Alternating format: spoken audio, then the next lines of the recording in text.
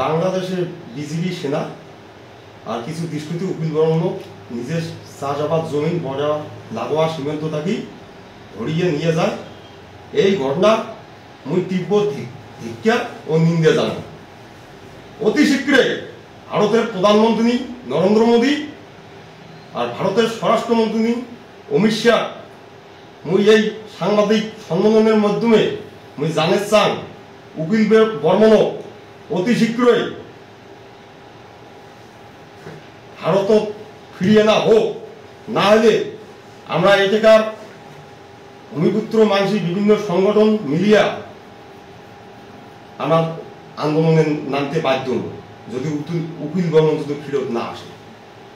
আর তার সাথে আমার এটাকার যে সাংসদ আছে যা আমরা ভোট দিয়া প্রতিনিধি বানাছি, জলপাইগুড়ির সাংসদ আছে, আমার রাজ্যসভার সাংসদ আছে, তোমরা নীরব কে?